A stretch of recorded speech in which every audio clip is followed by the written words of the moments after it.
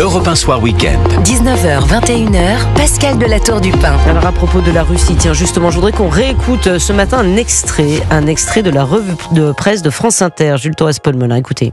Le journal du dimanche est très sévère et c'est Le Monde qui donne des clés pour comprendre ce choix éditorial très marqué.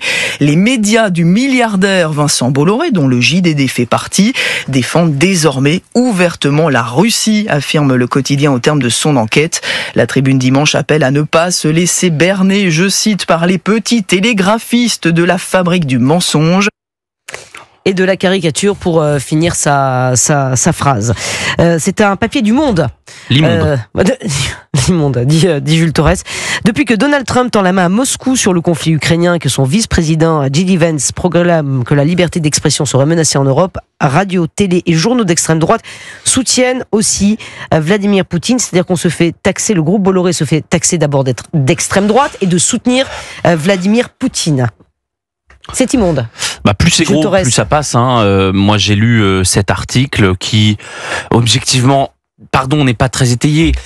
Que disent les médias du groupe Bolloré ? Bon, déjà, ils vendent ça comme s'il y avait une vérité officielle, une ligne qui était dictée de tout là-haut et que tout le monde répéterait la même ligne. Non, moi j'ai entendu diverses opinions. Je pense que Paul Melun et moi n'avons pas la même ligne sur le conflit en Ukraine. Nous n'avons pas la même ligne sur Emmanuel Macron et on en débat tous les vendredis, tous les dimanches et personne nous a jamais rien demandé, rien dire. Ça c'est la première des choses. La deuxième des choses, c'est ce que je vous disais tout à l'heure en fait, c'est qu'on est à un moment donné dans un point de crispation. Il y a deux camps. Il y a le camp du bien, il y a le camp du mal. Et si le camp du mal, nous entre guillemets, à l'outrecuidance de ne pas réciter la vérité officielle, de ne pas dire que les chars sont à nos frontières. Voilà, moi quand j'écoute Emmanuel Macron mercredi soir, je la commente ici avec Pierre de Villeneuve, la première chose que je me dis c'est qu'Emmanuel Macron, il veut nous faire peur. Emmanuel Macron nous dit que la menace russe, elle est bien réelle. Ça, tout le monde le dit. Il n'y a pas une seule personne en France qui parle dans les médias qui dit pas que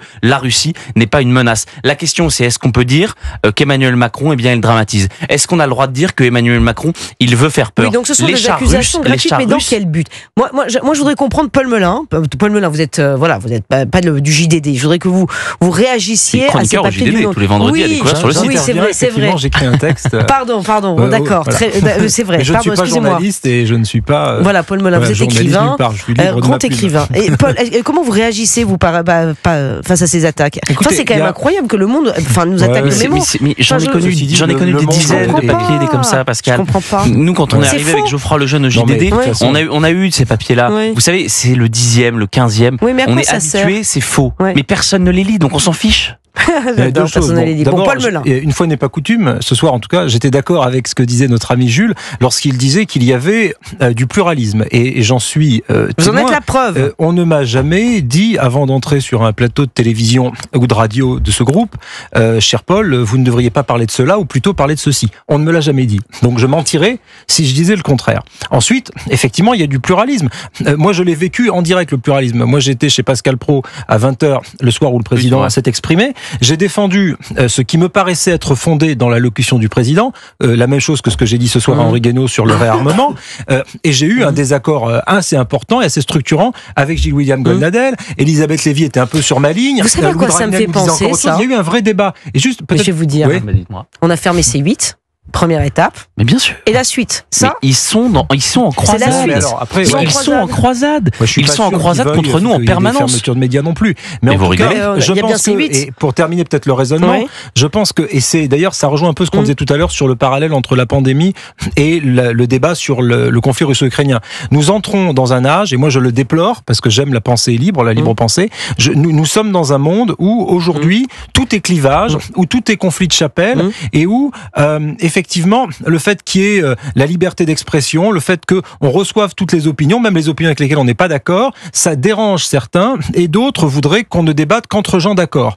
Moi, j'aime me frotter aux gens qui ne sont pas d'accord avec moi, et je pense qu'on devrait tous s'imposer cette discipline de l'esprit. C'est un peu ce que notre ami Nathan Dever, qui intervient aussi ici, avait écrit dans son livre « Penser contre soi-même », c'est-à-dire aussi réfléchir en contre, réfléchir pas seulement avec son miroir, comme Narcisse, et à seulement parler à ceux qui sont d'accord avec soi. Et j'invite invite tous les journalistes, mais ceux du Monde comme ceux de tous les autres journaux, à aussi penser contre eux-mêmes et à parler avec des gens qui ne sont pas d'accord avec eux, parce que ça fait du bien. Non, mais ça fait du bien. Je voudrais juste aussi vous lire cet extrait.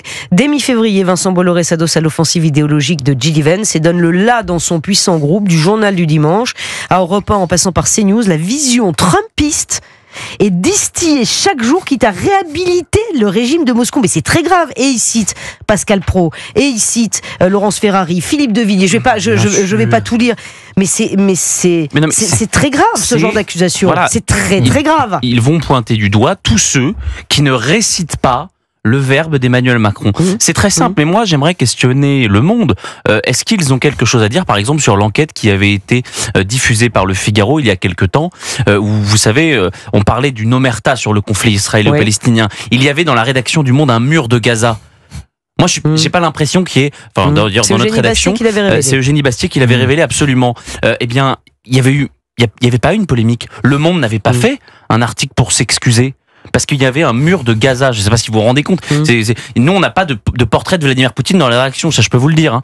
On défend pas ouvertement, c'est le titre de l'article du Monde, personne ne défend ouvertement Poutine. Il a agressé l'Ukraine en 2022, c'est un dictateur en qui on ne peut pas faire confiance. La question, c'est est-ce que oui ou non, on continue à laisser mourir des milliers et des milliers d'Ukrainiens? Est-ce qu'on va vers la paix?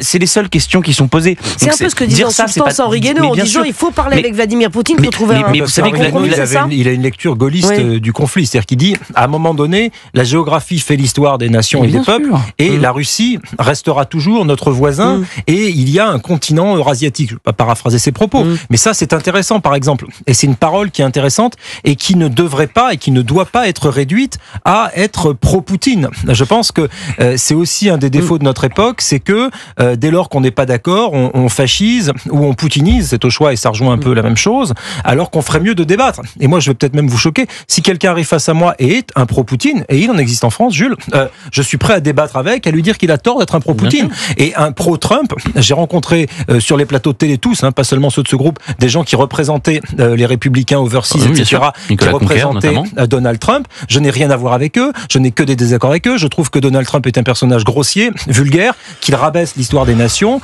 que c'est un personnage... ce qu'on peut dire quand même sur les groupes de médias de Bolloré, vous avez vu, c'est... Je peux dire tout ça parce que je ne suis pas un Trumpiste du tout, et pas pour dessous. Et c'est vrai que moi, ce qui pourrait m'agacer, ce serait que des gens disent tout le groupe Bolloré, du moment que vous intervenez sur ces médias-là, vous êtes un Trumpiste, un pro-Poutine, qui refasse la généalogie, par exemple, de mes propos, qui ne regarde pas ceux de là d'où je m'exprime et qui lisent mes textes. J'ai fait paraître d'ailleurs dans le JDD un texte il y a quelques jours dans lequel j'ai précisément dit ce que je dis là sur le président de la République, etc. Pourquoi est-ce qu'ils n'ont pas parlé de ce texte-là, Le Monde, disant regardez, il y a quelqu'un qui a pu écrire dans le journal du Dimanche. Et je peux vous dire que c'est moi qui l'ai relu et je n'ai rien miffé de ce que j'ai. Rien. Non, mais c'est intéressant. Bien sûr, bien sûr.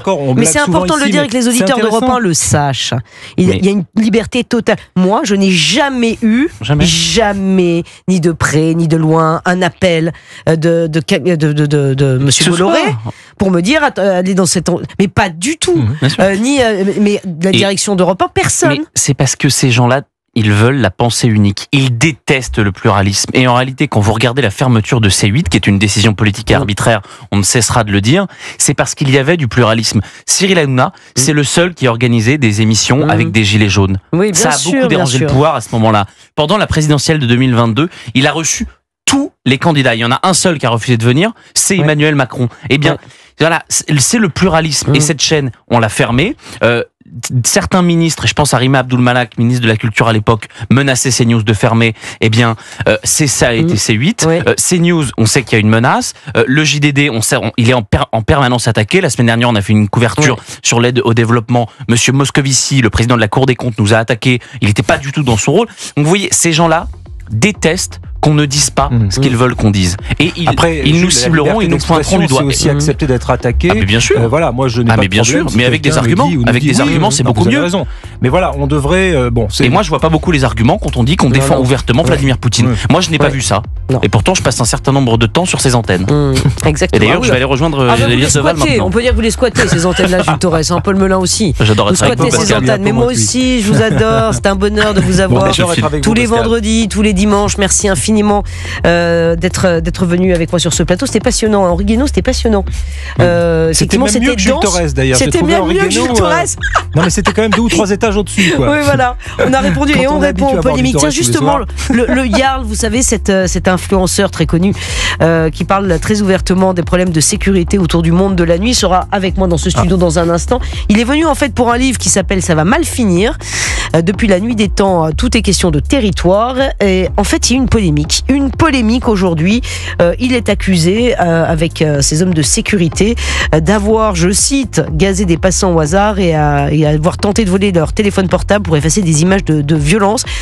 Ça a buzzé toute la journée sur les réseaux sociaux. Il va répondre pour la première fois en direct sur Europe 1. Et c'est tout de suite. Merci infiniment, Paul Melun. Merci, cher Pascal. Bonne émission. Merci beaucoup. Il est 19h58.